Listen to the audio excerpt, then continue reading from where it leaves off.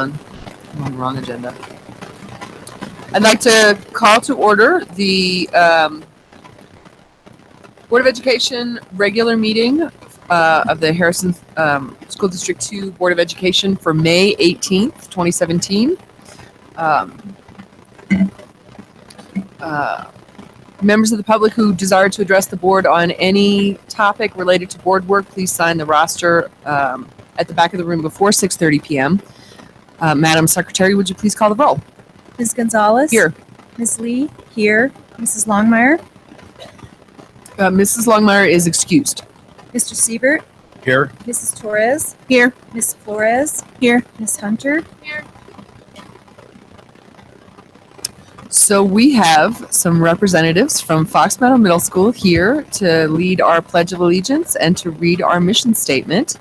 So I believe for the Pledge of Allegiance, we have Mia Taratsas, AJ Willenberg, and Caleb Doms, and then maybe one more. Just the three. So good. Come on up and lead us in our Pledge of Allegiance.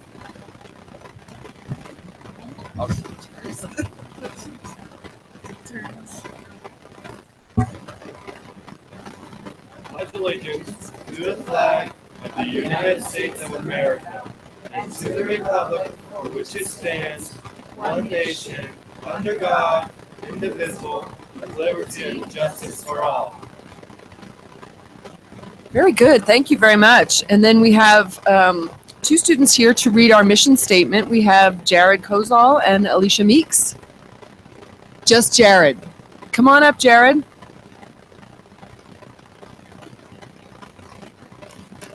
Go ahead.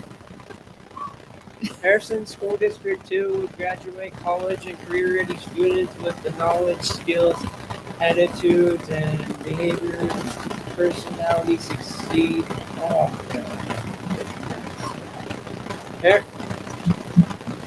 Harrison School District 2 will graduate college and career-ready students with the knowledge, skills, attitudes, and behaviors to personally succeed and contribute to the common good. Good job.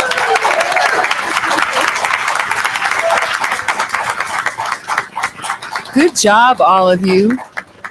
We have some certificates and we have a picture that we want to take, so come on up. Thank you, Mr. Simonson, for bringing your wonderful students.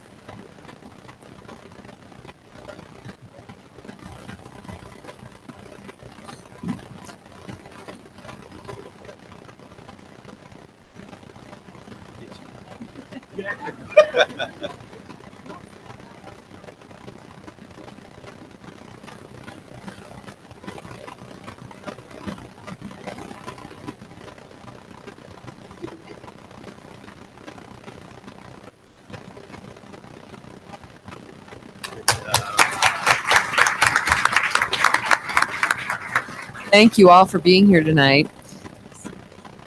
So moving on to item 2.1, have you all had an opportunity to review tonight's agenda? Yes. Any changes or comments? None. Would entertain a motion to approve the agenda. To approve the agenda as stated. Second. Moved by Mrs. Torres, seconded by Mr. Siebert. All in favor say aye. Aye. Any opposed? Motion carries. On to the best part of our evening, item 3.1. We have Principal Rogerson here to talk to us about Fox Meadow Middle School. You're up.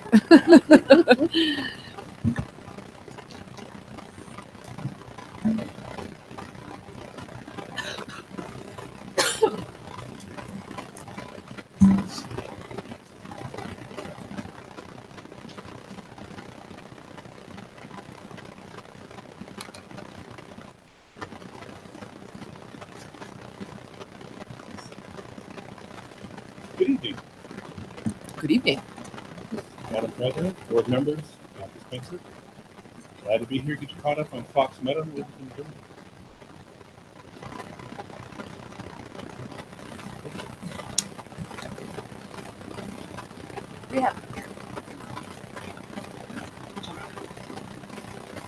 You're assuming I have the number.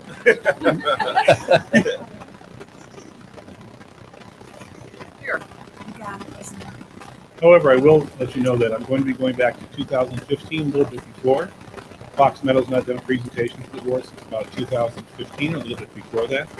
So I'm going to cover some of the data before that, talk about that also, and let you know what our scholars and our staff have been up to serve our community and make certain that we're growing the students that are college and career ready.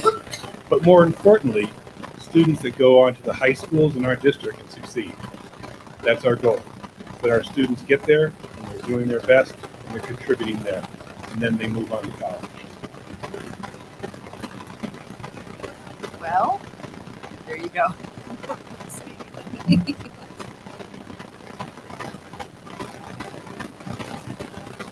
Our core beliefs are there for you, but the one point on that, we're on the next slide, we're on core beliefs.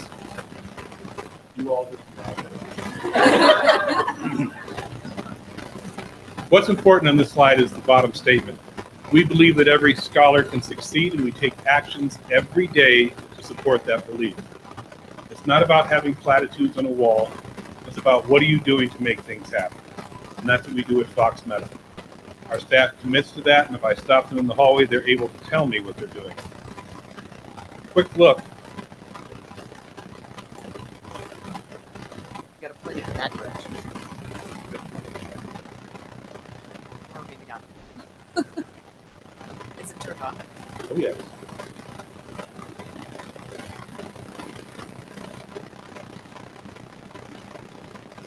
Did you get that?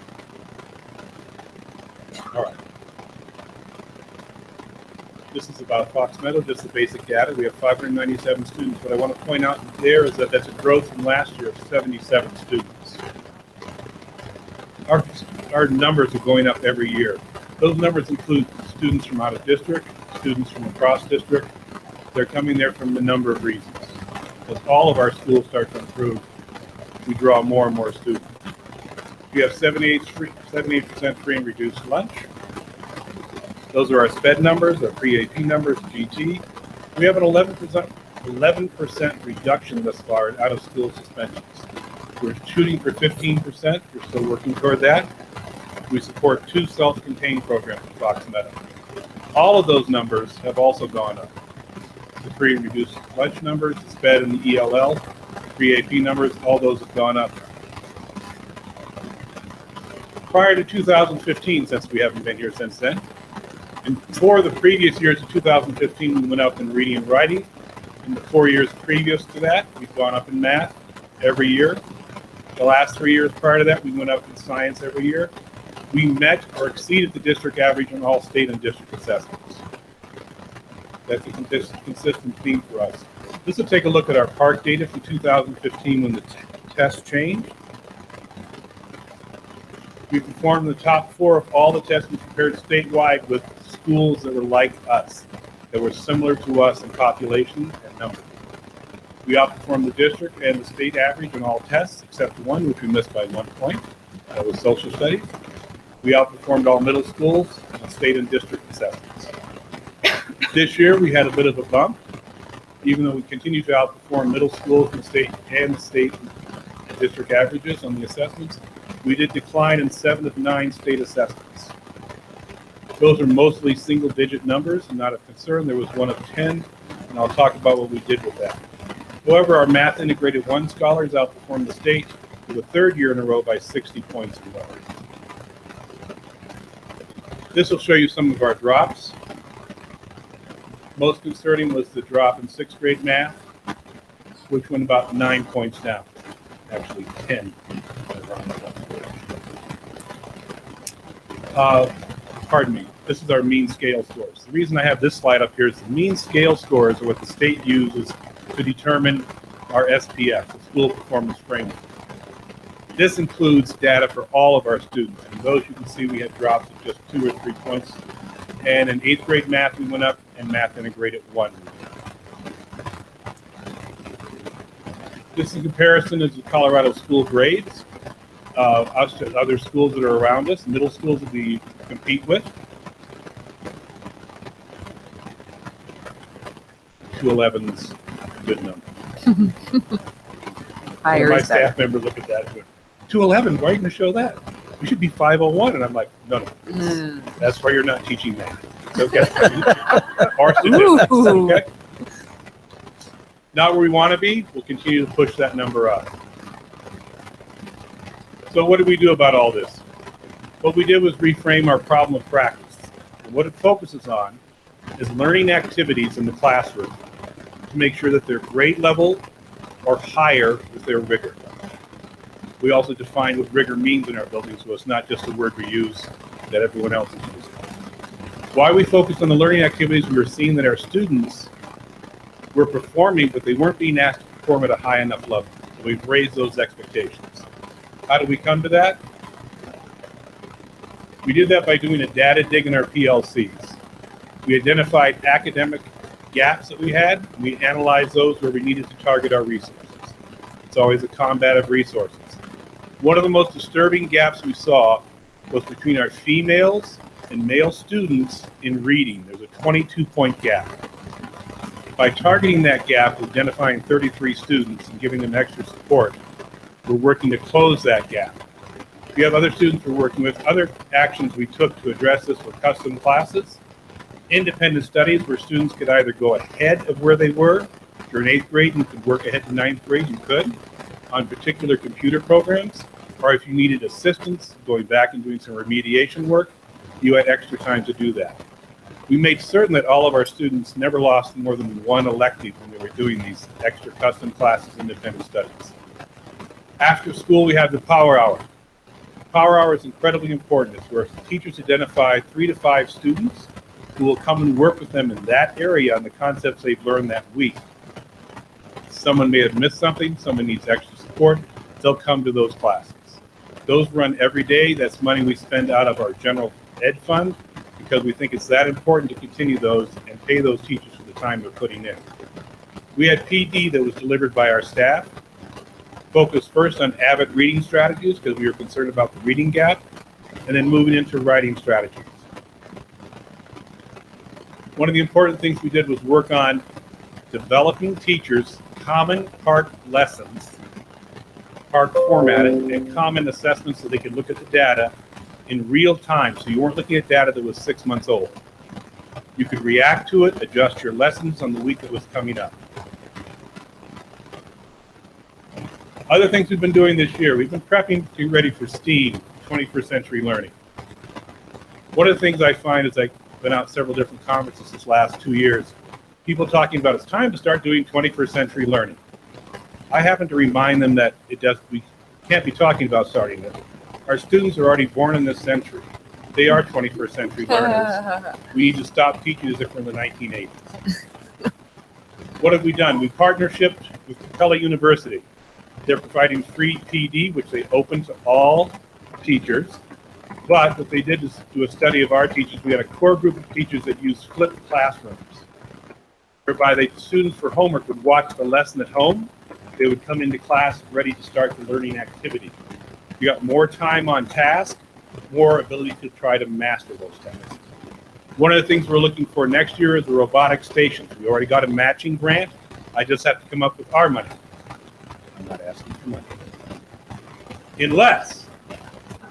So we have a matching grant from a group that's going to give us 2 stations for robotics. That'll also be part of our after-school coding program, which we're going to attempt to raise $18,000, which we should, and I'll be using our band director to help with that since he's the master at raising funds. He's raised over $150,000 over the past 5 years to help support the band program. I've also got a staff member I'll be using to do STEAM and 21st century coaching with our teachers to show them how to utilize these strategies in their classrooms. We offer pre-AP. Our teachers are trained in it. We send them up to trainings in Cherry Creek. We bring instructors down to make certain we're delivering the best we can to our pre-AP students. All students get the best instruction possible because that's what matters, quality instruction. We're an AVID site. We've got currently 14 trained staff members. That'll be going up to 20 after this summer. 100% of all of our AVID scholars have passed all their classes every quarter. Average GPA, these are students we identify who are mid-C to mid-B students, and we're pushing them forward so they're ready to get to high school, they're ready to go and succeed in college. Our core classes, pretty straightforward. We also have the Math Integrated 1. Those are our high school credit classes. Next year, all 8th graders will be taking the Historical Foundations of Government. We'll run 2 sections or 3 sections of the Earth Science. We'll also have Math Integrated 1 and Spanish 1 and English, which will have 2 sections. This is our climate survey we did as a building. We looked at this data in addition to the district-wide survey.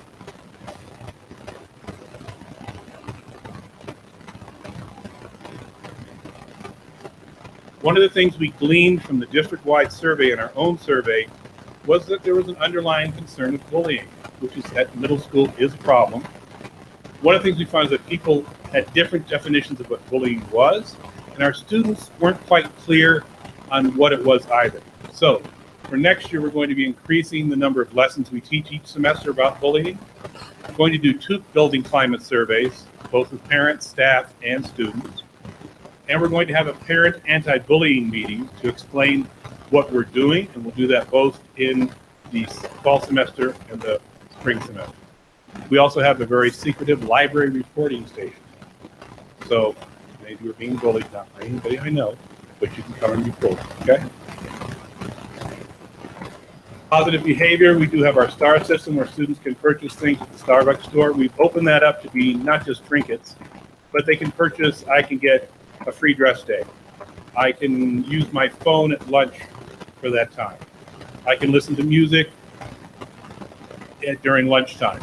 I can have it on during a class when I'm doing quiet studies. All these things they can purchase at their Starbucks, which they earn for going above and beyond what we expect of Fox Meadow students. Our elective classes, we have extensive ones. We truly commit to this. The one we added this last 2 years ago is the strings, which you all were fortunate enough to hear on Monday. Computer literacy has been another one that we've pushed very hard. The teacher of that is Josie Robles, who started with us just this year. And next year we'll be helping coach teachers on 21st century classrooms, how to actually deliver that using technology within their building. One of the commitments we made to that was to add to our computers at our building. We purchased an additional computer cart with 30 laptops. Thanks to the CIA department for letting us get the price that they got on it too. So why are electives important at Fox Meadow? We develop a holistic education. It leads to better attendance, fewer behavior issues, and contributes to academic growth. Is it successful? Are those electives successful? Our band currently has 203 students. We've just had 150 sixth graders apply to come to our school to be in our band. We can't quite support that number.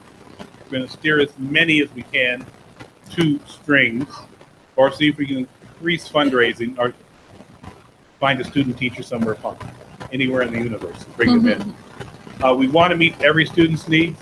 Is it working? This last weekend, we got first place overall for our concert band. We got first place and overall awards for our jazz band at the Elitch's Music Festival. This is like, thank you. This is like the 5th year in a row we've gone there. We've performed very well. Jack Steltenwright is our band director. I invite you over to see the program in practice, to watch the classes. Our art program serves 151 students. We just at the Healthy Minds, Healthy Bodies poster competition took first, second, third place. Our students learn art and they use it very well. Our strings is at 22. They got a superior rating. We have computer literacy that serves 119 students. And choir and Spanish consistently on the district assessments for Spanish. Those students above all secondary students, not just middle school students, have finished 25 to 30 points ahead on those district assessments. So we've got some things that are working quite well for us. After school programs, we believe in these because we need something to hook children to come and believe in the education. Not many students stand up and go, you know what, I'm going in today because we got a science assessment, and I've been looking forward to that all week. Now, hopefully I have got 5 of those, but many of them want to come because of the after-school program. Safe place to do homework, enrichment and core academic classes, the power hour we talked about, help students in different areas, and it relates to what their interests are. We have a number of different before and after school programs. Drama, we're going to bring back student council, Reading Plus, the Spanish Club, the Finance Club, which we'll have next year, our web leaders, where everyone belongs,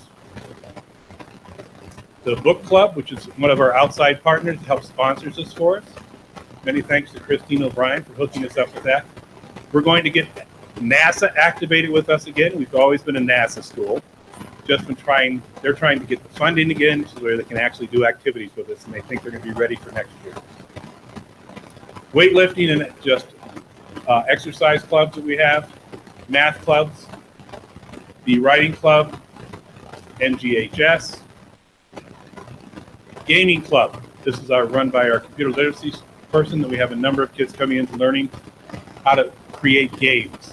That's also going to have the coding club will be there next year also. Our band, that's our bash, our special band after school for kids who want extra practice or to come and learn new songs. The homework club. If you forgot to do your homework for that day, you get to join the homework club. It is quite productive, actually. Join it. It is. We're choir. All sports we have soccer, which we have a number of students participate in. We have football. And Power Hour, one of the most important things, which I explained earlier, the tutoring that we do with those kids is where we commit some of our money. What are we doing next year to keep this growth going, push it forward? We're going to continue with our academic vocabulary focus, including academic discussion, because if you can get the academic words into the students' mouths, you can get them into their writing and into their vocabulary. We're going to continue to work on increasing the level of learning activities, integrating more technology. CIA and the district has committed to helping us get online curriculum and carts and computers for social studies and science. There's going to be training taking place in August, and also Dave Jarbo's arranged training before teachers leave for the year, so they can work it over the summer. We're going to, as a building, commit to project-based learning. We'll have a core group of teachers that will be working with that, and we'll commit to doing more of our STEAM activities. STEAM doesn't mean just buying a sign or saying, and now we are STEAM. It means that we're going to do more hands-on, integrating arts with technology to get our students aware of all the opportunities out there for them. We're going to add the coding after school club, and we're going to expand Avid to 6th grade. That is our presentation for this evening. Fantastic.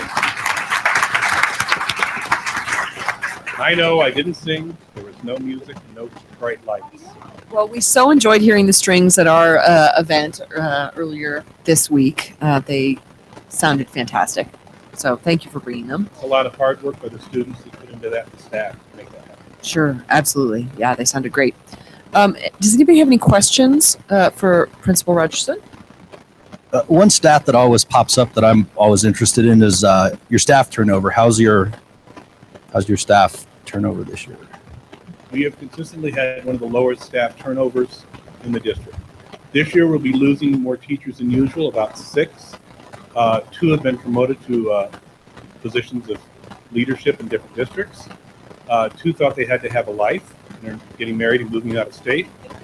Ah, I know. And the other 2 were perhaps not a match for Foxley.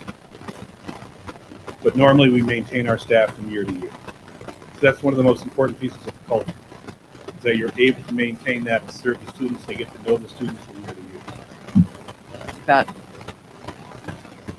That's it. I just wanted to say thank you for presenting from the podium. I appreciate that. I didn't have to. And I love the core belief. We believe that every scholar can succeed, and we take actions every day to support that belief. I'm adopting that. Absolutely. It's one of the most important things we talk about, because you can't tell me what you've done that day to support that. You need to find a way to do that. I have a follow-up question about your partnership with Capella University. They're providing free PD? Free PD is open to all teachers. I've been working with them since January to help them develop the site, and they opened it to us, and we've been particularly having them come in and assess the how effective it's been in our building with the core group of 5 teachers we've been working with. And they're going to provide a complete study for us with all of our staff next year when we start using flipped classrooms and project-based learning, for which we'll get PD through their site. So they'll come in and help us evaluate that and look at the assessments we're giving, be able to report back and say it was effective. What's Or- that? I guess so what are they getting out of it? Like, what's the, Oh, what are they getting out yeah, of it? like, what, like, I've why are gone they to doing lectures. this for us? Like, I have kind of a question. One, they're trying to support teachers all over the country with the free PD. Got it. One of the issues I pointed out to them is that their free PD was not particularly where it should be. Got it. One of the things I've helped them with is developing courses that are more user-friendly, and I've actually gone out and done some lectures for them. Okay. But in return, what they're doing for us is that we'll do an entire study next year based on our school from the beginning to the end of how effective were the classes, how were we able to implement some of the project-based learning in flipped classrooms now that we have our core group. Got it. It has been an altruistic part on their part. They started that way. They are beginning to charge other districts for this. Got it. Okay. So we were their Helping guinea pig. round out the picture We of were- what's we were going the on. guinea pig you develop. Got it. Well, we're willing to do that. Anytime we can get something if for it makes free the that price benefits our right. students, we Yeah. will. Fantastic. Well, thank you very much for coming. It's nice to hear from you. I'm sorry that we don't get to hear from you more than once every couple of years, but we're happy to have you here, and we love our middle schoolers, right, Ms. Joyce? Absolutely. We There will love be our a jar middle out in the schoolers. lobby if you want to start contributing toward the 18,000. That'd be just fine. And, oh, never mind. We'll dedicate a piece of our very large salaries Oh, very cool. to that. Yeah. I thank you for your time. Thank you so much for coming. We appreciate it. All right, next we're moving on to another very exciting report. We have our Harrison High School scholars who took a very exciting trip overseas that they're here to tell us about tonight. Come on up.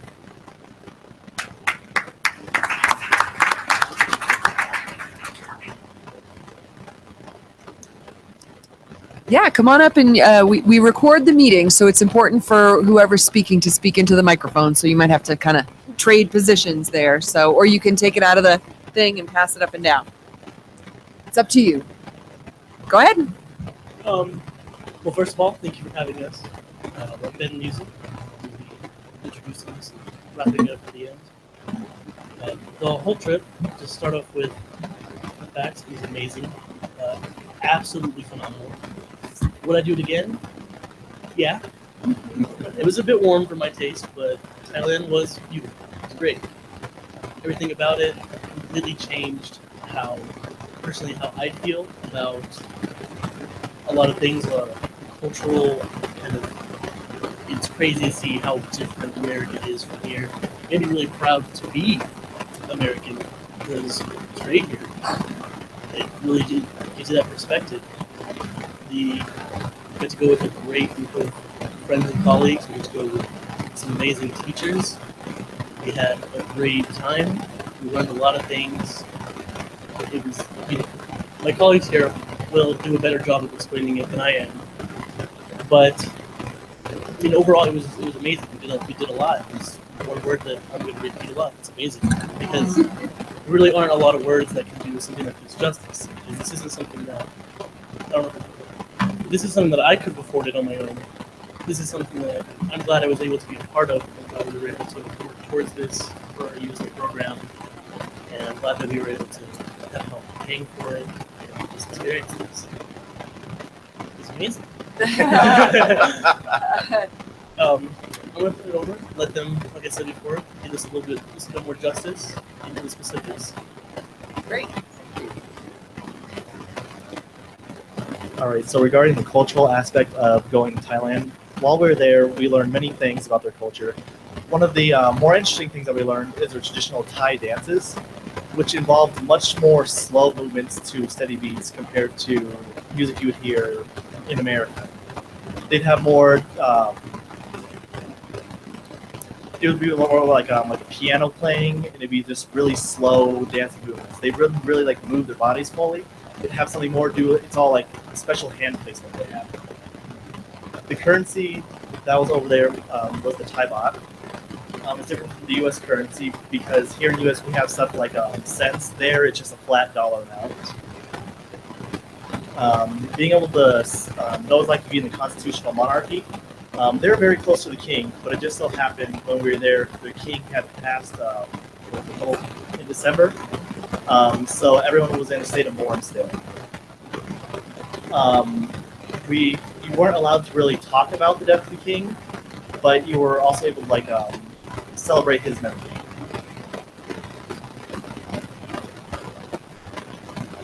Okay, so on the slide where some sites we saw, the one that has the plaque is the Hell Pass Valley, where many people in Thailand died trying to build railroads during the Second World War, I believe it was. The next picture is we went to one of the Royal Palace Gardens, and it just so happened one of the royal family members were there, so they had security guards throughout the entire gardens. On the top right, we have the Thai Bot. In the bottom left, there's some ancient ruins that we kind of visited. They were more scattered across large areas, smaller buildings, and then they're widely respected elephants. The customs of Thailand were really based off of respect, especially for the royalty and religion, members of the religious representatives. So it was a custom for people to donate food to the monks, which we had the opportunity of doing, as you see in the picture. We weren't really allowed to touch the monks, but you could donate food and they would give you a blessing in return. So it was really interesting to be part of the culture and experience the customs firsthand. And also, because of their religion, shoes are taken off in honorable places because the feet are considered the dirtiest part of the body. So shoes have to come off, which is very different than what we're used to. And it was really a great experience. And they really acknowledge their elders and show a lot of respect. This is custom. As we were their guests, we often saw people doing that to us. And we got to stay in really nice places, really nice hotels. So as I mentioned before, you had to take your shoes off, and there were signs in different languages stating that. So there's some news flip-flops over there, and the picture on the right shows a lady. She is using her artistic ability to decorate phone cases, as you see here. And this was when we went to the umbrella factory. The umbrella factory, they make the umbrellas by hand, and they decorate them by hand also. And it was really cool to see how people were able to use their artistic talents more to make profit with a living for their family, which is not something we see over here. We saw people on the streets selling what they could, selling flowers, selling handcrafted items, which it was really common to see. So for now, we have Buddhism, which was their main religion. We got to the other day, go to a different temple. We got to, the minute you walked into this temple, you'd be surrounded by beautiful mosaics and gold-covered buildings and just all different scents from the incense and flowers. And then we got to see how they pray to their gods, their god, and the different deities that fall from that. There's stories about their demons, which in the picture you can see they're holding up the temple of the building. We got to hear about the demons, the gods, and the monkeys. And we got to hear, if you ever see a picture of the Buddha and he's sitting on a throne with a cobra behind him, cobra, we got to hear about the story about how the snake was a very kind snake and he wanted to recover the Buddha from the ring. Our tour guide, who, as Ludmilla was saying about the customs, in Thailand it is traditional to call your elders auntie, uncle, so we call her auntie, Auntie Marie. And so auntie told us all these stories about how the snake and the monkeys basically taught us how to dance, which was really weird. Yeah. No. Like bend your fingers really weird. Yeah. We got all kinds of demonstrations on the bus about that. And then we even got opportunities to pray and show our respects to the gods. So one day we went to Chiang Mai and got an opportunity to go to the temple, and our tour guide actually got us a little leaf that's a gold leaf we could put on the floor and gold. It was a really good opportunity, and me being Buddhist as well as one of the teachers who went with us in sport, we both got an opportunity to meditate and just experience the culture of creating Buddhism inside an actual Buddhist church that neither of us had had the opportunity. We both just pray, meditate from YouTube videos, a little Buddha statue got the Chinese Pacific market. So we actually got to see real Buddhas like the Jade Buddha, which is a solid jade Buddha, which is beautiful, really popular. So here on the very left picture we have their temples, and so they're little pagodas that are triangle shaped like that, and then to hold the ashes of their ancestors. And so, and then the ruins that we showed you earlier, there was nothing a long time ago. They're all filled with remains of their temples. And then the top middle picture, so they put out little altars to the spirits, because they believe that the higher land is inhabited by the spirits, so they have to make offerings for good harvest, peace, just to be peaceful with them. And so they would every day bring them drinks, incense, fruits, just simple tradition and pray, just to say thank you for letting us live in. The bottom picture they have the massive pagodas that was under construction that we had been close to. And then we have the golden Buddha that myself and this board got to pray at, which was amazing. So the community service element that we got to experience was the elephant sanctuary, and this was, I think, the best part of the trip for me. It was a once in a lifetime opportunity. I've never experienced anything like this, and I doubt I'll ever again. We got the opportunity to make food for the elephants. They let us borrow some of their clothing, so our clothing was injured. So once we changed out, we made food for the elephants, medicine balls. We mixed rice and some pumpkin together, and we actually got to go up to the elephants and put the balls in their mouth. And we also fed them with cane sugar and bananas, so we got to be like really close to the elephants and feeding them all those things. And we got to give the elephants a mud bath, which we ordered in some water. It was a big puddle of water with mud right up close to the elephants, putting mud on them. I would never have done that before. And here are some pictures from that. The top right one is us giving them a mud bath, and other ones petting the elephants, feeding the elephants. It was once in a lifetime opportunity. It was a great experience that I'm so grateful for.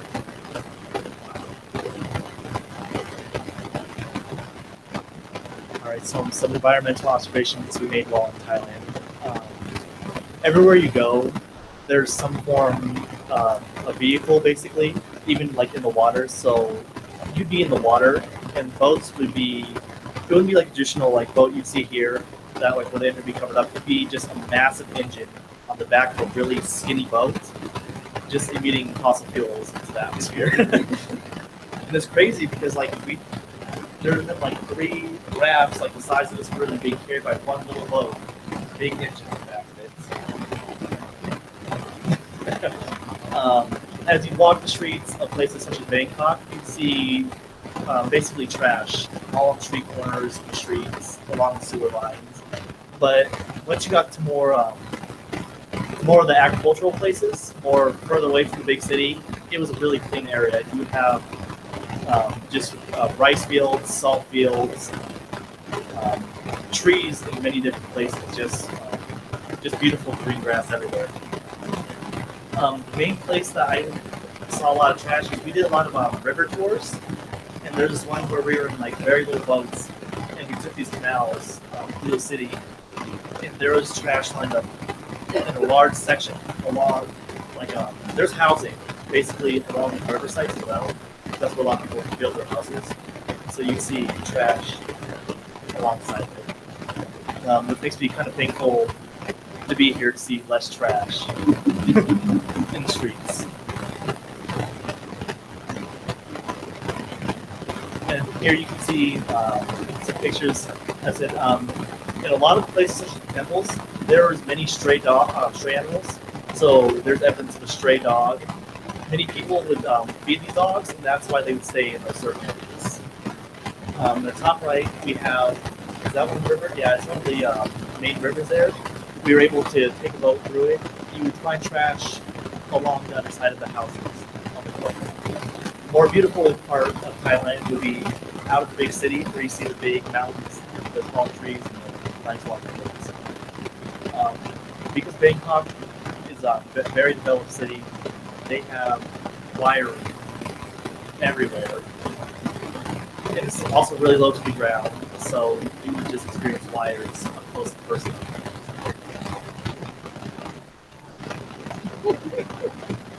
So this whole experience was it's something that is going to last with me, and it's going to last with my friends for the rest of our lives.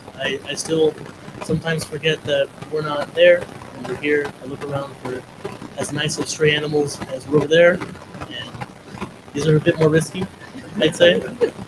I still look for places that have, everywhere had rice over there, not everywhere has rice here. I still look around for little kind of vendors on the streets selling whatever they can make. Their talents, they're selling them because the people of Thailand were all very much entrepreneurs. And I still look for those things. I wish I could spend the same amount here as I spent over there. The prices were just amazing. There's a word again. It's the only thing that has carried over that has been almost exactly the same is the amount of 7-Elevens, surprisingly. Everywhere.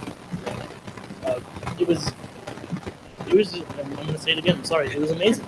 The whole trip is going to last with me the rest of my life. I didn't think that traveling was as important as it is until this trip. I thought, I've got an iPhone, I know everything. I don't. It's crazy out there. It's beautiful. There's a lot more than just what's on this screen in front of you. And I know that me personally, if I'm going to have to experience that, I'm going to have to devote some of my adult life to traveling and not just looking at a small screen, as much as I love to do that. Fantastic.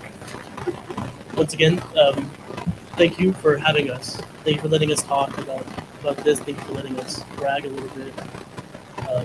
We are really happy to answer any questions you guys have. Well, we heard a little bit about your trip in advance from one of our board scholars here who went on the trip with you. So we heard a lot about it leading up to it, and then afterwards. So, does anybody have any questions or comments for our? I'd like to hear a little from Amber, if you'd like to share from your experience, your perspective. So it was great. It was amazing. So I think the trip not only allowed us all to experience the culture and everything, but allowed us all to grow more together as 21st century, last class of 21st century. And it was just amazing. So yeah, now like all my future endeavors include traveling because of this trip, and I'm so grateful that we did get to go on this trip, even though the plane ride was ridiculously long and the food on the plane was but it was amazing. Once again, amazing. Fantastic. Thank you. Thank you. Answer questions? All right. Thank you, guys. Thank you. Those are the kinds of things that make it work, make this work worthwhile, to hear that kind of feedback from students that their lives have changed. So that's very exciting. Gives me chills. Moving on to item 3.3, we have an important recognition tonight. We have a presentation of an award to Tammy Brunar from our Nutrition Services Department. Where's Tammy? Come on up, Tammy. we have Mark. Do you want to come up as well and just come on up? Tammy, we have some presentations here, but our secretary, Ms. Lee, is going to read a little bit about your award. Go ahead. Tammy is the supervisor of nutrition services for Harrison School District 2.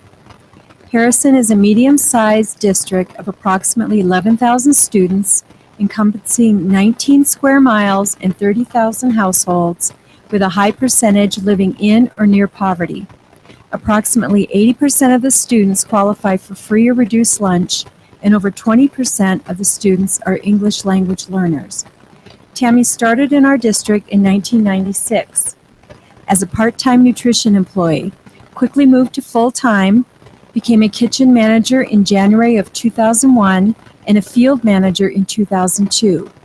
In May of 2010, she became the supervisor of nutrition services. Tammy has proven herself to be a dedicated leader and advocate for the district's students. In 2013, Tammy initiated and led 3 major nutrition initiatives that have had a significant impact on student success in our district. First, the district instituted Breakfast in the Classroom, BIC, along with Breakfast After the Bell. Secondly, the district instituted a dinner program in all schools to coincide with after-school academic enrichment program initiatives and provide nourishment for the students at the end of the day. Lastly, and most importantly, Tammy worked closely with CDE and the community to transition the district from the free and reduced lunch program to the Community Eligibility Provision, CEP, which provides free meals for all our students. The total impact of all 3 initiatives has been to improve the nutrition and health of the students, moderate the discipline issues in the district, improve the student engagement and learning environment throughout the district, and improve community relationships and involvement. This year, Tammy has piloted a food rescue program in 3 schools, partnering with numerous community agencies. Tammy has worked closely with CDE to inform other districts about the CEP program and has presented at CASBO and nutrition conferences. Congratulations, Tammy. Do you want to say a few words? No? Okay, that's all right. We're going to present your award and come take some pictures.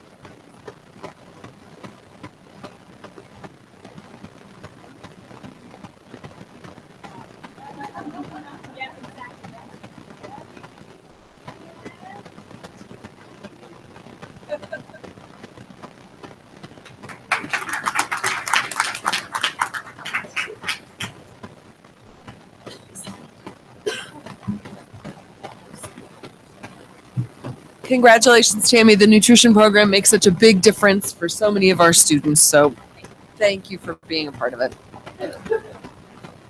So next we have Noreen Landis-Tyson. Hi, Noreen, who is here to tell us a little bit about what is going on with the Community Partnership for Child Development nowadays. Welcome. Thank you for being here. And thank you for wading through some of our other presentations. Oh no, that was Does it- fun. Does it make you want to go to Thailand? Makes me want to go to Thailand. No, No? it was great. I'm glad they had the opportunity to go, but I think I'm gonna. You're gonna pass. stay here. Thank you. Pardon? How do I make this go? I am so technologically challenged. It doesn't. Oh, we got you covered. So, good evening, board members, Dr. Spencer. Thank you so much for allowing me to come and talk with you about my favorite subject, CPCD, Giving Children a Head Start. And I look forward to doing this every year. Harrison School District 2 of the 6 school districts that we partner with is our largest partner. So this is a wonderful opportunity for me to come and tell you, refresh your memory about what's happening for our youngest citizens in the district, as well as some of the new things we have going on. So our mission is to prepare children for success in school and in life. And we do that by providing excellent, comprehensive early childhood services in partnership with diverse families and the community. This year, we're serving at any given time a little over 1,800 students, prenatal, so we serve pregnant women, as well as children birth to age 5. We have classrooms in 6 school districts.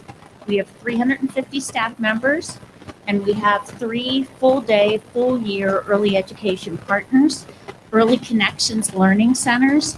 We provide a teen parent program in District 11, and we also have, through ECLC, we partner with 10 family child care homes.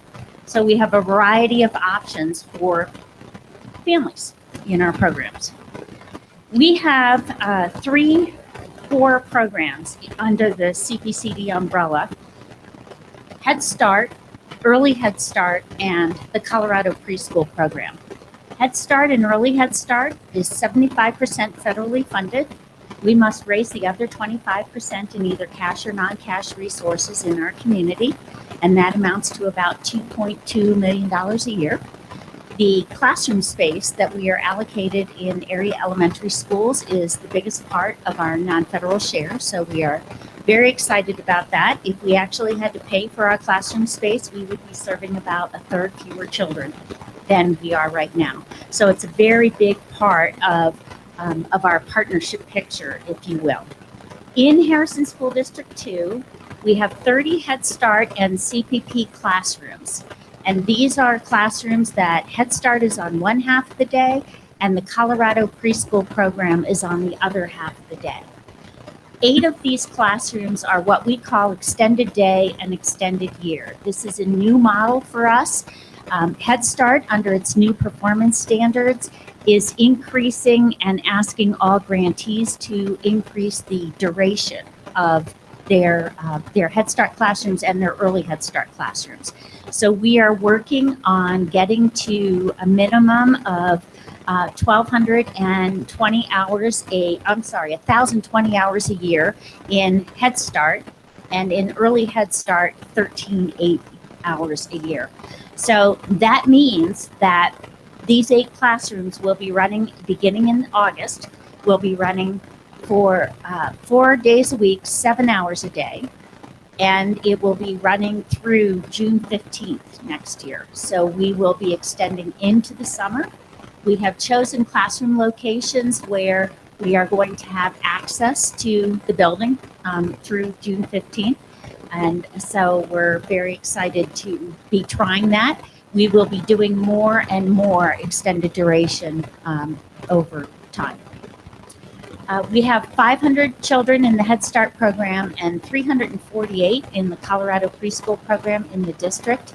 And of those, 208 are children with special needs. We have 2 early Head Start classrooms in district space, and that serves 32 pregnant moms, infants, and toddlers. CPCD is all about serving the whole child, the whole family, and connecting them to the community. So in addition to what most people know about us, early childhood education services, we also have services for children with special needs. We offer a lot of family support, education, and referrals. Family services is literally one half of what we do. Home visits, prenatal support and education, physical and oral health education and referrals, nutrition education and nutritious meals, behavioral health education and referrals, and transportation. Remember that I told you across 6 districts we're serving a little over 1,800 children and families at any given time. Between the Head Start program, the Early Head Start program, and the Colorado Preschool program, 80% of our families are living at or below the federal poverty level. So all of these services are critically important in order to ensure that the child is ready for success in school and that families are involved in their child's education. So we use a curriculum. We actually use several curriculum. Our base curriculum for preschool is the creative curriculum for preschool, and we use a studies approach to that. And we also have the creative curriculum for infants and toddlers in Early Head Start. We use some nutrition and health curricula, Food Friends and Mighty Moves.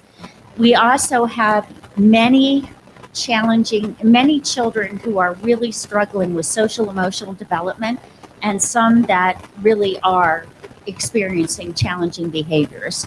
And so we take an approach called the Pyramid Plus approach, and that is an approach that focuses on social emotional development at the basic level, and then allows us to be able to work with both children and families to address the challenging behaviors that may be above and beyond regular social emotional development. So it's been very successful for us, and we have many parents who have come back and said, you know, without you, I would not have known what to do at home in order to address my child's behaviors. And so because you helped us with that through your behavioral health consultants, we have also been able to have a more peaceful life at home.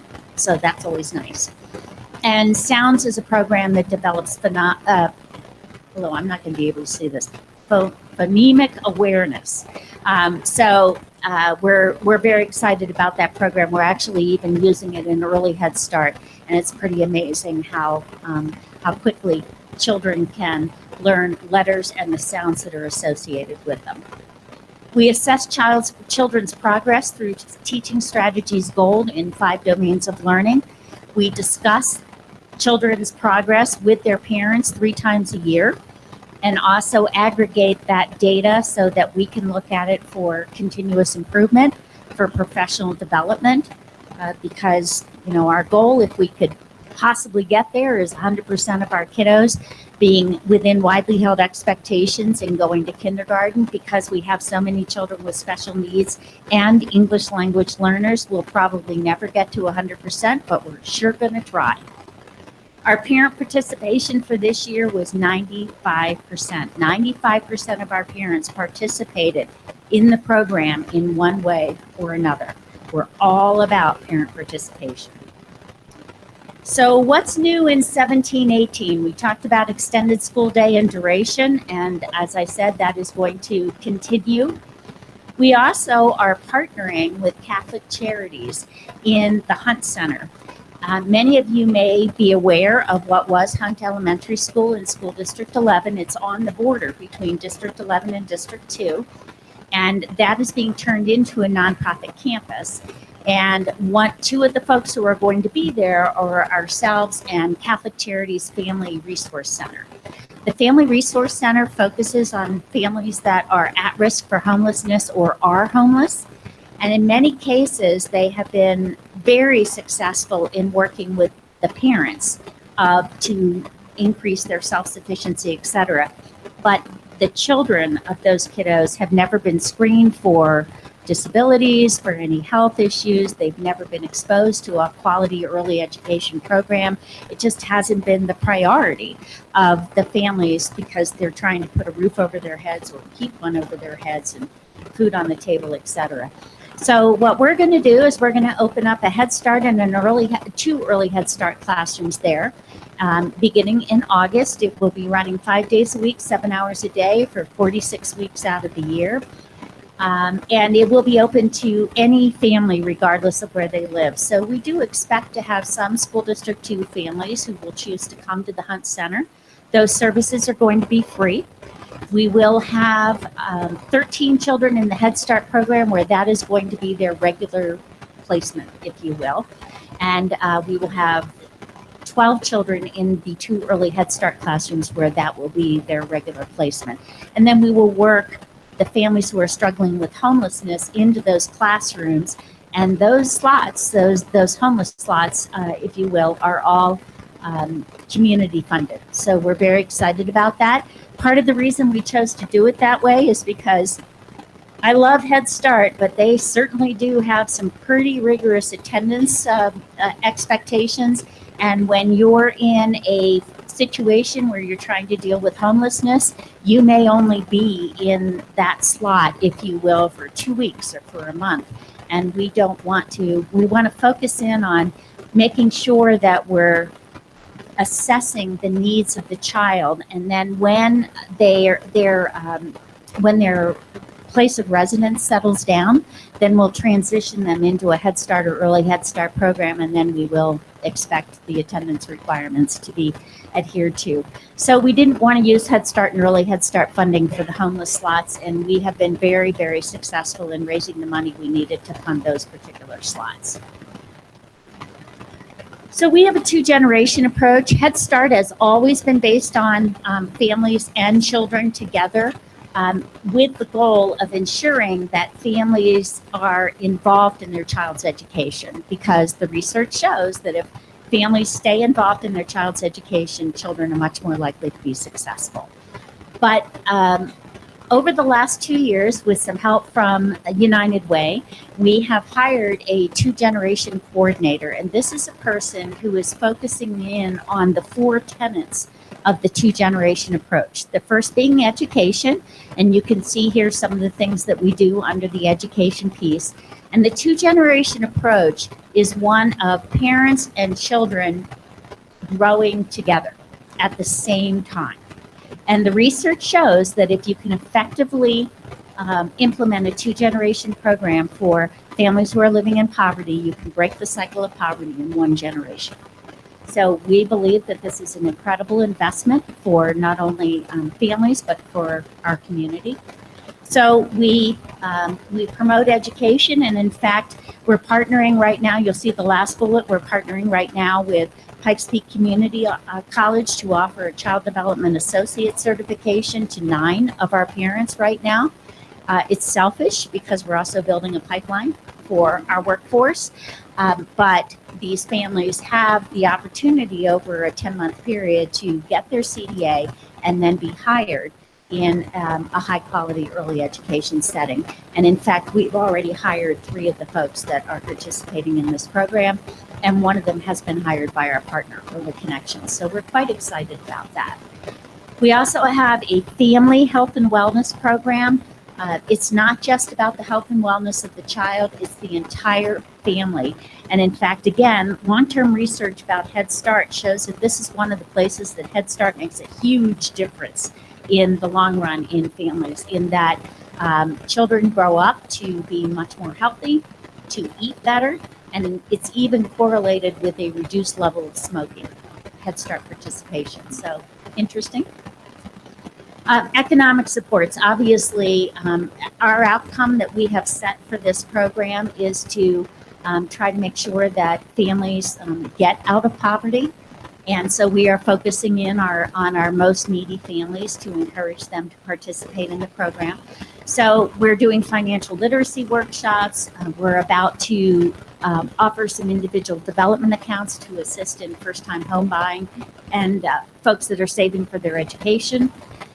Support and resources to meet basic needs. Obviously, Maslow's hierarchy, you've got to take care of those basic needs before you can do anything else.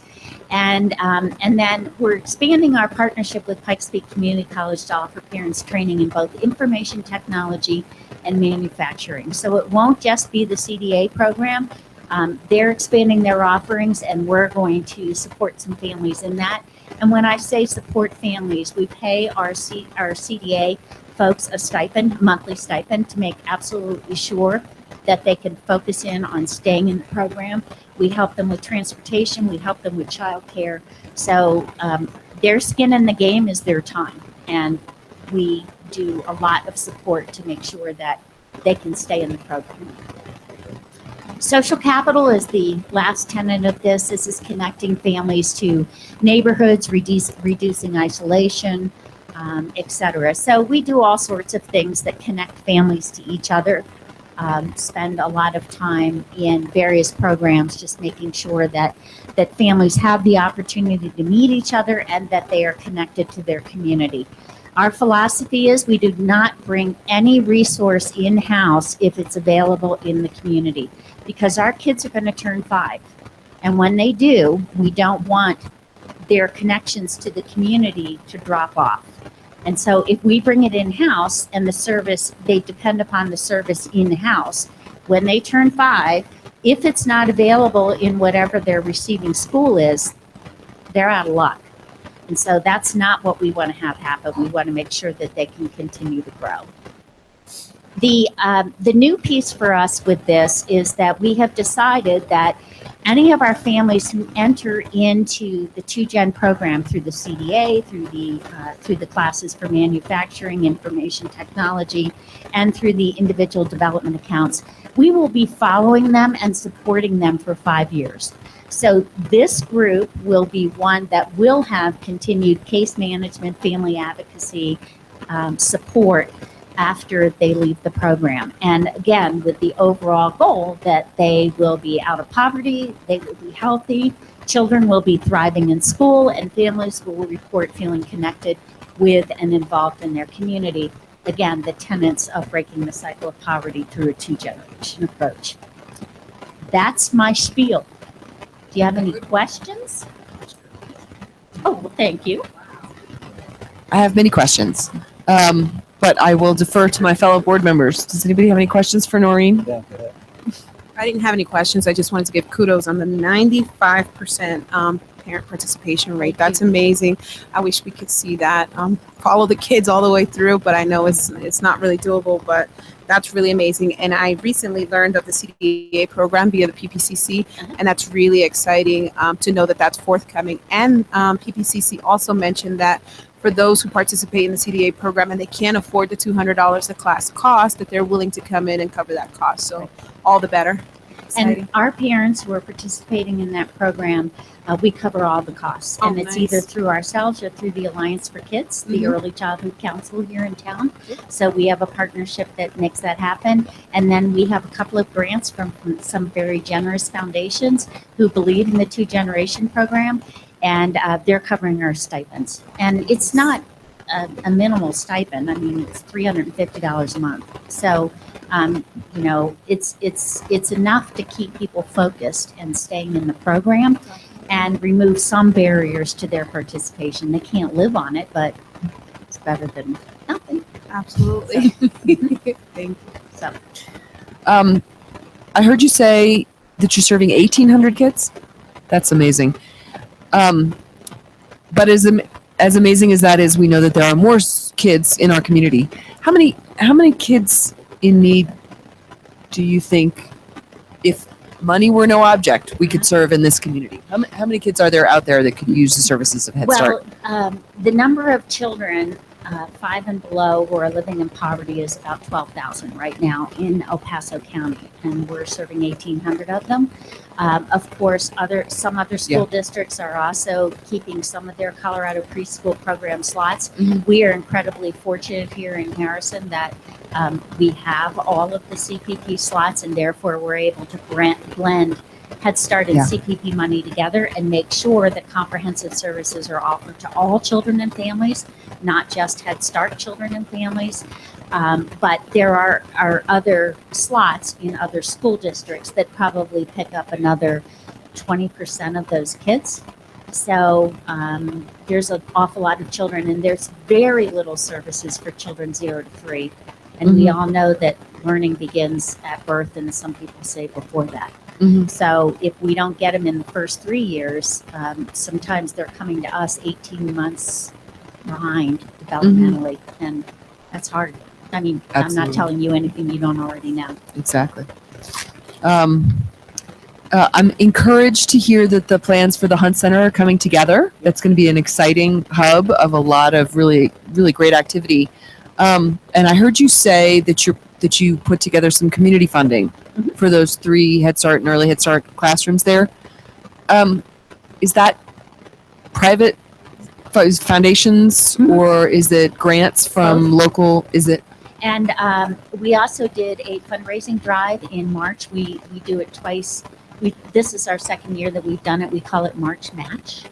And we started with commitments of about $13,000, and our goal was to raise 50, and we raised 52, and it's still coming in. Wow. So, and those were all from individuals. The initial 1,300 was not completely. Some of it was corporate, and some of it was 13,000, not 1,300.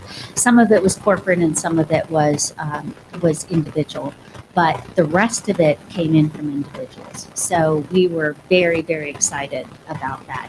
And we have 3 private grants, I think, at this point, private foundations that are also supporting this model. Is any funding available from the Colorado Springs Health Foundation for you all? They support our behavioral health program. We have 9 behavioral health consultants on staff because we have so many children with behavioral health issues. And so we have 9 on staff for the 1,800 kiddos, and 80% of that is grant funded. We don't get enough money from Head Start to be able to do that. Well, I'm encouraged to hear that our community is stepping up to support that. It's so important for the future of some really, some families who are really on the edge. So we appreciate that. And then the case management elements of your 5-year tracking, that's funded the same way? Right. Wow. United Way is funding 2/3 of the TGen position, and it's that person who is going to be doing the case the follow-up management. and the case management. And then we have had several funders who are very excited about our TGen approach at this point. And the fact that we're going to be able to collect the data after 5 years and be able to show the impact of the program is also quite exciting. It is very exciting. Thank you. Thank you so much for coming. We always like to You're welcome. hear from you every year about this time. So we appreciate you taking the time to come over and please, as you know, always let us know whatever there is that we can do to further the mission. Thank you. I just want to close by saying that I love this partnership. I love this district, and I'm very, very excited about what we're able to do for children and families here. Thank you, Dr. Spencer. Thank you to your team. They're awesome to work with, and so we very much appreciate it. So thank you. Thank you for those kind words. Thank you, Noreen. Thank you very much. Thanks, Noreen. So moving on to comments from the public. We do have a few people signed up. Members of the public who desire to address the board on any topic related to board work are welcome to do so at this time. Speakers are requested to limit their remarks to not more than 3 minutes, to appoint a spokesperson if the concern is a group concern, and to supplement verbal presentations with written reports if necessary or desired. Personal attacks will not be allowed. Although the board does not respond to any public comment, we will review the information presented and provide responses as needed. So first on our list is Cleaster Marchman. Welcome. Nice to see you.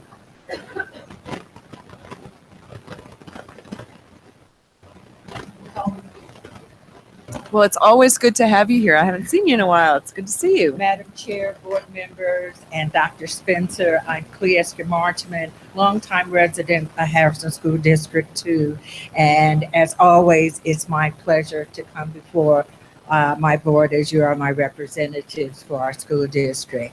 I'm here this evening to say thank you. And I will preface that with, first I want to say to someone that is here. I didn't know she was going to be here tonight, but Miss Norma sitting over there, and to others that are employees of Harrison School District 2. Looking at it from my perspective as a homeowner coming into this building and having the opportunity to be greeted with such enthusiasm and warmness makes all the difference in the world. And I need to bring that to your attention as a person coming in, not as a board member, not as the superintendent or anyone else. For the last 23 years, Harrison School District 2 has been supportive of the African American Youth Leadership Conference. And underneath the African American Youth Leadership Conference, which is held every year for all students in El Paso County, 6th through 12th grade, the district has been a part of that. And under that is a Win Marchman Scholarship that was established 23 years ago. And we have given over $100,000 in scholarships to Harrison District 2 students and others in other districts across El Paso County. Well, one of the most best parts of all of that is we get to interview the students from all over in this building. And so with that, each year I have an opportunity to call the executive assistant, whoever is there at the time, and this year was Miss Norma. For the last couple of years, it has been the graciousness of Dr. Spencer to say, yes, you can interview the students here. Now, when you're interviewing students, they come when they can. Because of their schedule at the last of the year. So your lobby sometimes is full of young people, anxious, don't know what they're going to hear from us or whatever. But it's always with the support of your staff here that help us maneuver those interviews in and out of this building. The custodian, the receptionist at the front desk here, and all of them. They're the most gracious, helpful people. And I'm here this evening to say thank you to them. And also thank you to each one of you for volunteering to do a very, very serious position representing our district and taking care of our children. And with that, I'm just here to say thank you. Thank you. Thank you, Cleaster, so much for everything that you do for the district. That number, $100,000 in scholarship over all these years, it's just amazing. The difference that you all have made in their lives. So yes.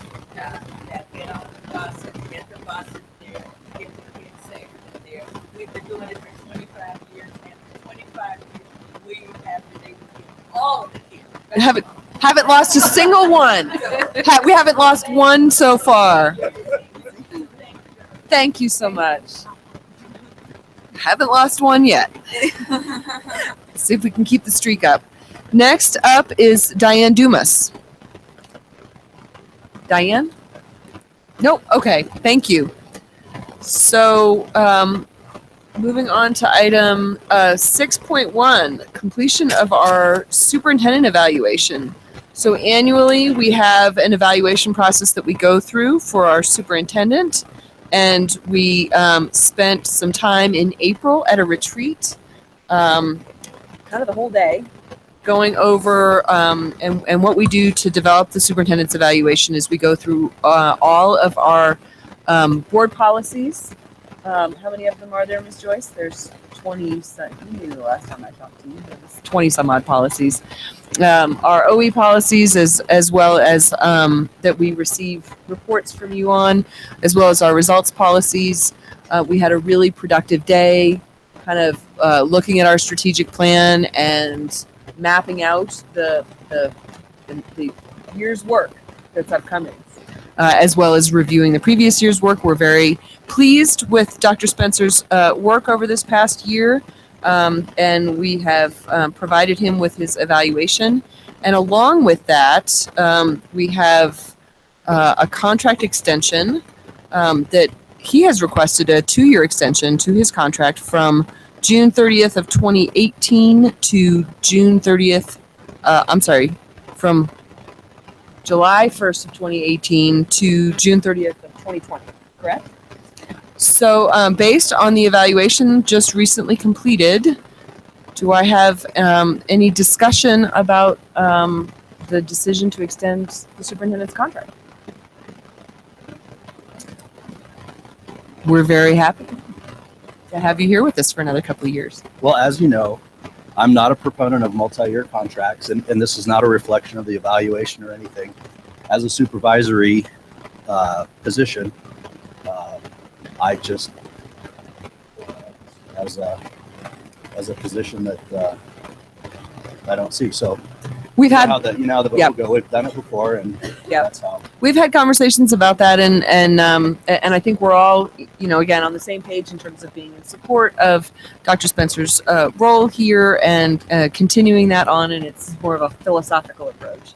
And the reasons for my support for a 2-year extension to his contract has to do with the competitiveness of the market for quality superintendents nationwide, and my desire to keep him here to continue to do the good work that he's doing. So I get where you're coming from, and it's just one of those things. We all have a vote. So thank you for speaking your conscience, though. So with that said, I would entertain a motion relating to the extension of the superintendent's contract. Do you want to make a motion? Sure. I'd like to make a motion to adopt the extension of the superintendent's contract from July 1, 2018 through June 30th, 2020. Thank you. Second. So moved by Ms. Torres, seconded by Mr. Siebert. Any discussion? No? All in favor, say aye. Aye. Any opposed? Aye. No. Opposed would be no. So the motion carries with 3 in favor and 1 opposed. You're stuck with us for what, 3 more years? Yay!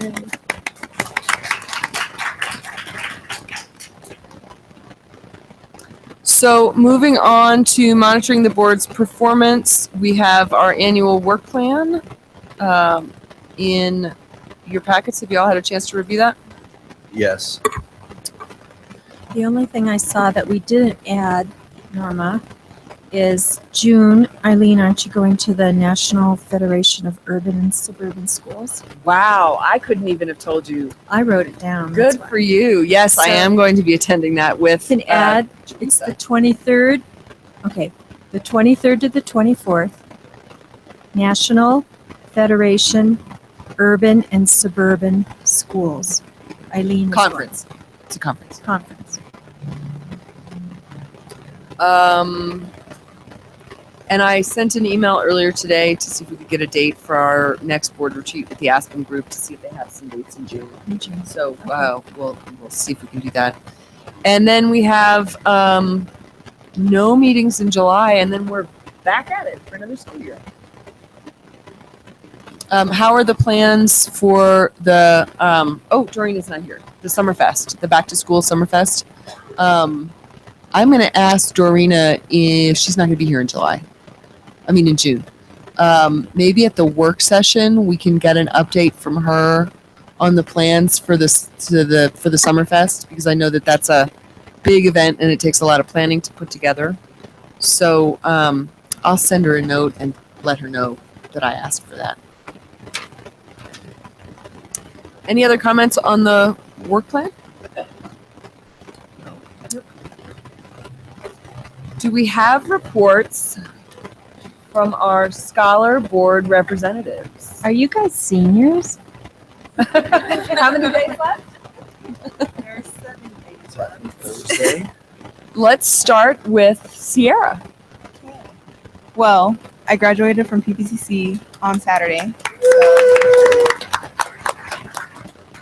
Graduated college before I graduated. Is this on? That was crazy. Before I graduated high school. I got to see them all in their caps and gowns, and when they hadn't even graduated from high school yet. I know, It's we crazy. were walking down the hall and in the tunnel behind the World Arena, and all the graduates that were not high schoolers were all like, "Why do you guys get to go first?" We were like, "Yeah." Senior checkouts tomorrow. So after tomorrow, we sign papers saying we're no longer allowed to come back. Oh no!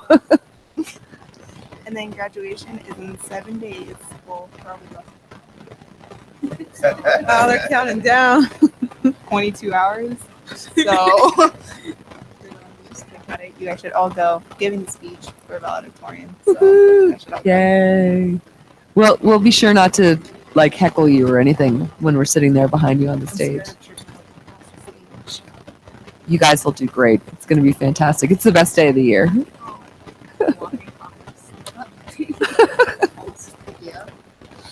Well, so what's going on at Harrison, Amber?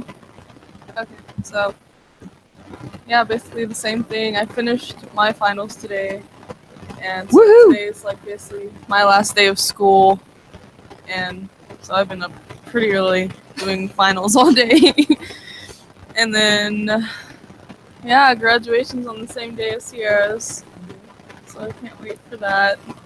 I already got my dress and everything. I just hope I don't trip on stage.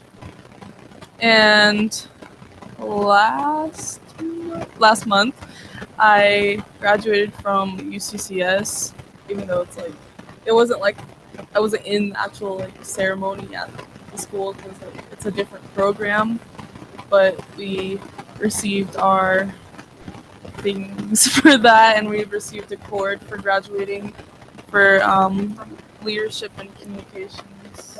Oh yeah, we both pre-collegiate, yeah. So, yeah. Well, it has been an honor to have you all here with us this year. The addition of the Board Scholar program to our board work has been one of the best ideas that we have had, because having the student perspective and having you there, I know you get to sit through a lot of really long, boring meetings, but having your perspective there really does round out our conversations. And so we so appreciate it, and we hope that you will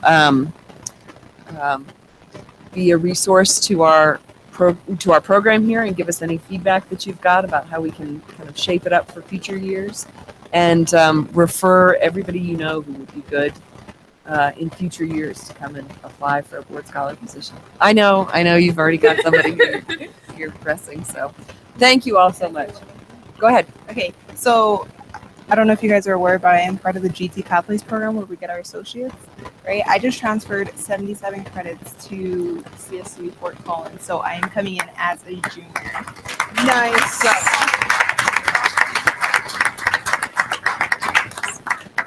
I'll be out in like 2 years. So That is just such an unbelievable program. Such an unbelievable program. I describe it to people out in the community, and who aren't familiar with concurrent enrollment and with the whole concept, and it just blows my mind that, and blows their minds that you start out that far ahead of the game. I mean, it's such a huge opportunity. So Those of thank us who you went for to school for 6 years. Steve, you could have gotten out of school in 4 years if you'd have started that way. Oh my goodness. So moving on to item 7.3, legislative updates. Other than the fact that the legislature wrapped up last week, and pretty much nothing that we wanted to go our way went our way when it comes to funding a number of different issues. It was a very frustrating session. There was a lot of conversation about transportation and other issues. So we will be looking at the outcomes and seeing what impact it's going to have on our budget and our forecasts over the next 5 years, and taking a look at what that's going to look like. The picture is not great for public schools across Colorado. We are not going to be the worst off among the public schools in Colorado because of the changes to the funding. The worst part about it, the part that has frustrated me the most, was the decision to change the name of the negative factor. So we've had the negative factor in our funding for years and years, which is basically, so per pupil funding in Colorado is allocated by factors, and those factors include population and cost of living and free and reduced lunch numbers and things like that. All of those factors come together to decide how much each district is going to get per pupil. It's not the same. We get about $7,500 per pupil. A rural district with high poverty might get $12,000 per pupil. It varies widely, and it's all based on those factors. Well, when the budget crisis happened, almost 10 years ago now, they introduced what they called a negative factor, which basically just took money away so that the state could balance its budget. And we've lived with the negative factor, which really describes what it is. What did they change it to? They changed it to some other name that wasn't quite so negative.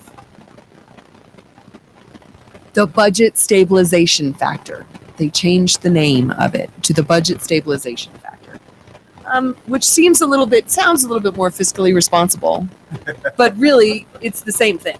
It's the same thing. And so what that indicates to me is that we are going to be living with the budget stabilization factor forever. And the $1 billion that public schools in Colorado are owed under the Constitution, in my opinion, for the money that they've been without for the last 10 years is only going to grow. It's very frustrating, and all of our representatives have heard me out on this issue, and we're just going to have to go back next year and keep fighting. So, any other?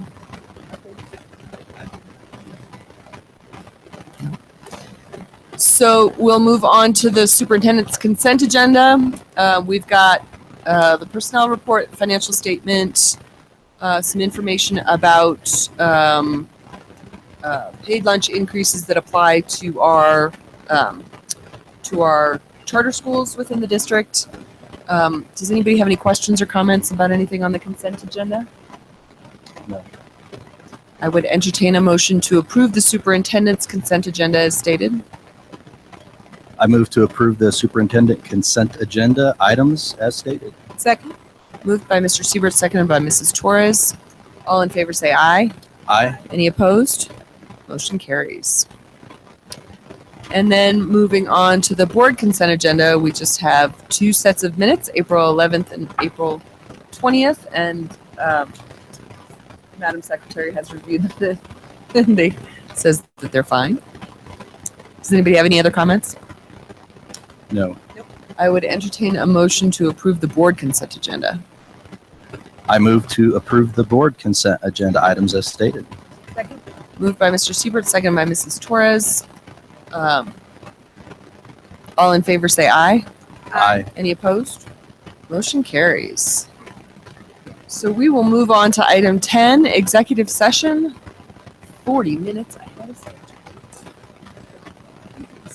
To adjourn to executive session as authorized in Colorado Revised Statutes pursuant to CRS 24-6-402, Section 4, subsection F, to discuss issues affecting personnel. Second. I'm going to take, Madam Secretary, can you take a roll call vote on these? Sorry, I didn't spring that on yet. Ms. Gonzalez? Yes. Ms. Lee? Yes. Mrs. Longmire? Ms. Longmire is excused. Mr. Siebert? Here. Mrs. Torres? Yes. So we will adjourn to executive session. Thank you all for being here. Have a good night. Stay dry. Yes, we'll take 5 minutes or so. Either out super early or out super late. I don't think we've ever been exactly on time. Honestly.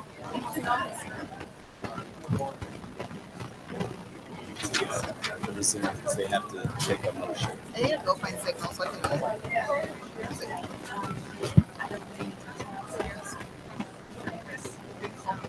Y'all can get me like we ended. Wow. Yes, thanks. Was he, did he just? I hadn't, like I see him on Facebook all the time.